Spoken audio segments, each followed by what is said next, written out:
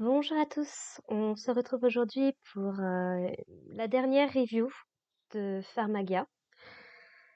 Et j'ai qu'une chose à dire, je veux une suite. Je sais pas du tout si le jeu se termine exactement comme ça, mais vu comment ça se termine, je veux une suite. Je veux une saison 2, je veux un truc qui se...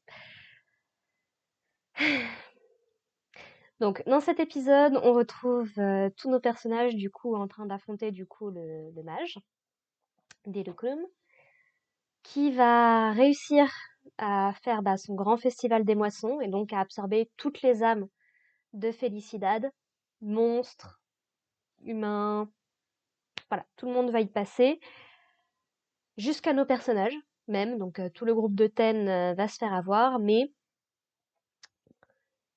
Ten va réussir, donc effectivement, la forme qu'il a acquis pendant toute la série, cette espèce de forme avec ses cheveux verts, c'est effectivement l'Hyperion, ce qui lui a visiblement permis d'échapper d'une certaine façon au grand festival des moissons, et ce qui va lui permettre en fait d'entrer en résonance avec le mage, avec Delucrum, et ce qui va lui permettre en fait de récupérer les âmes de ses amis qui se sont fait absorber, et globalement de sauver Felicidad, on va dire, globalement.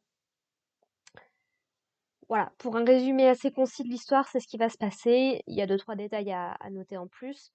Donc on a Dentro qui va intervenir pendant cet épisode, puisque donc nos personnages vont se faire, mais alors littéralement, laminer par la forme demi-bête de Diluclum, ce qui ressemble à une espèce de serpent avec des ailes.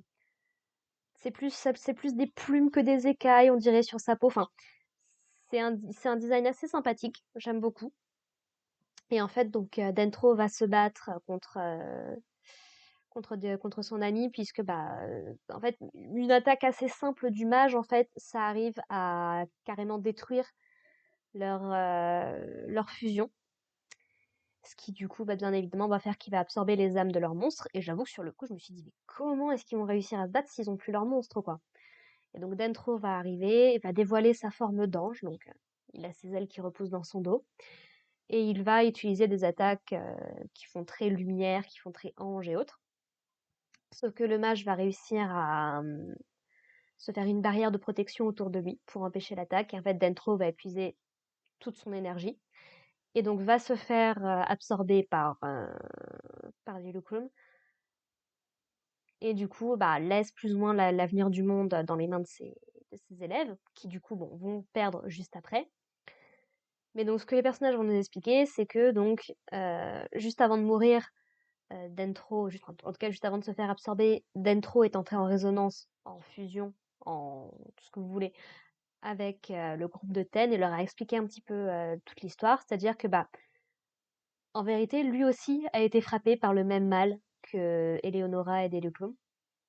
Sauf qu'en fait, comme il utilisait très peu de magia, en fait, il n'a pas été particulièrement affecté par ce mal, ce qui fait qu'il a pu vieillir beaucoup plus lentement que Diluclum. Et en fait, en absorbant Dentro, Diluclum a récupéré sa malédiction également, qui s'est intensifiée énormément, puisque il y a besoin de beaucoup de magia pour réussir le grand festival des moissons.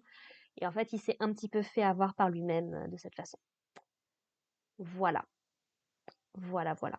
Et donc finalement, Ten décide d'utiliser donc l'Hyperion, la fusion, tout ce qu'il a appris jusqu'ici, pour entrer en résonance avec Diluclum, pour récupérer les âmes de tout le monde, en ayant parfaitement conscience que s'il entre aussi profondément en résonance avec le mage, en fait, il va récupérer sa malédiction aussi, et il aura plus que quelques années à vivre, en fait.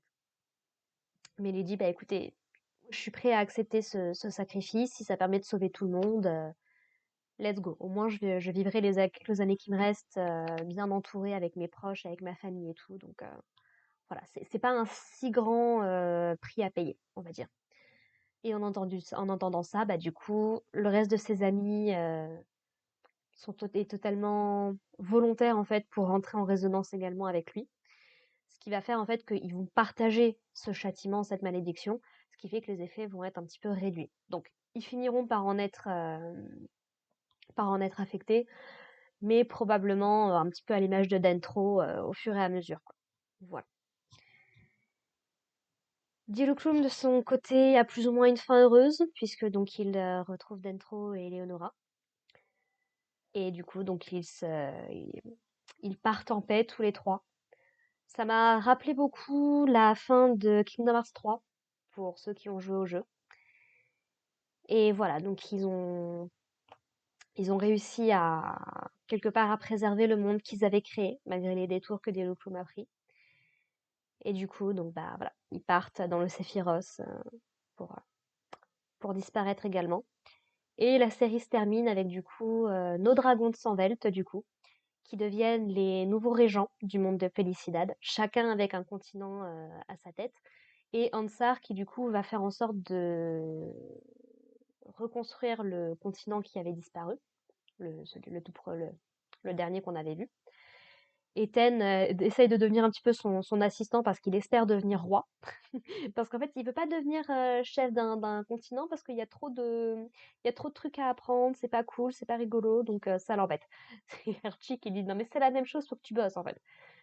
Et on a un petit diapo pendant le générique de fin, du coup qui nous montre un petit peu bah, la vie qu'ils vont avoir à l'avenir. Et ça se termine techniquement enfin pas vraiment sur un cliffhanger, mais sur un truc qui te dit mais on veut une suite, puisque donc Charlotte, la fameuse vendeuse qu'on voit depuis le début de la série et qui petit à petit a montré des trucs vachement chelous au point où on s'était dit est-ce que c'est pas elle la traite? Mais en fait non, c'était Ansar et tout. Et ben visiblement c'est également une ange en fait, puisqu'à la toute fin vraiment la série se termine là-dessus. Elle déploie des ailes d'ange et elle remonte au ciel parce qu'apparemment elle a un rapport à faire, mais elle sait pas trop quoi dire aux personnes auxquelles elle doit en référer. Donc oui, mais en fait, depuis le début, c'était une ange, effectivement, donc du même niveau très probablement que Dentro et compagnie, et qui a peut-être été envoyée ici par Dieu lui-même, puisqu'au final, bah, ce que voulait faire Dilucrum, au final, bah, ça n'a pas réussi. Donc, ouais, tout laisse à penser qu'un de ces jours, on aura peut-être une suite. Et je dois bien avouer que je suis totalement pour. Moi, ça me dérangerait pas d'avoir une suite pour le coup. C'était vraiment bien, donc ça serait cool. Voilà, voilà, je n'ai pas grand-chose de plus à dire sur cet épisode, à part que bah j'ai vraiment été très heureuse de suivre cette série. Je sais bien que c'est pas une série de Hiro Mashima en tant que telle. En soi, il est que au Chara Design, mais on retrouve beaucoup de ses inspirations, beaucoup de ce qui fait son univers, en fait, pour ceux qui suivent son travail, que ce soit de Rêve Master, que ce soit de Fairy Tail ou de Eden Zero, et bien évidemment également de... Ah, comment s'appelle son dernier manga mensuel? J'ai oublié. Bedrock, je crois. Donc voilà, ça fait partie des auteurs que j'apprécie beaucoup pour son style de dessin, pour son style de narration, pour ce qu'il essaye de développer dans ses histoires. Donc voilà, c'était une bonne petite aventure. Peut-être un petit peu déçue de comment se termine la série. C'est clairement, ça aurait gagné à être une série plus longue. Maintenant, c'est adapté d'un jeu vidéo, donc je sais pas exactement tout ce qui s'est tramé en coulisses. Mais voilà, moi je pense que ça reste une petite série sympathique. Si vous aimez que ce soit du Pokémon, que ce soit du Dragon Quest, ce genre de choses, voilà, je pense que ça peut plaire et donc je recommanderais vraiment la série. L'opening et l'ending étaient vraiment cool, donc voilà, franchement c'était une très bonne aventure. Un peu triste du coup que ça se termine, je ne sais pas encore exactement par quoi je vais le remplacer. Mais voilà, il y a plein d'animés qui arrivent là pour la période printanière. Donc, bah, hâte de voir qu'est-ce qu'il trouvera grâce à mes yeux. Voilà. Sur ce, enfin, en plus, c'est d'autant plus triste que ReZero vient de se terminer. Hubelblatt se termine également cette semaine. Enfin, ouais, tu sens que là, il y a la fin d'une époque quelque part. Donc, c'est triste, c'est triste. Mais bon, il y a de nouveaux trucs qui nous attendent, donc ça va être cool aussi. Voilà, voilà. N'hésitez pas à me dire ce que vous avez pensé de cette série dans les commentaires ou de- peu importe ce que vous avez envie de parler globalement. Et puis bah si vous avez aimé de me suivre sur cette série, bah n'hésitez pas à aller jeter un petit coup d'œil sur la chaîne, il y a peut-être d'autres trucs qui pourront vous intéresser. Voilà, voilà, merci beaucoup à tous, portez-vous bien et puis à plus tard. Allez, bye.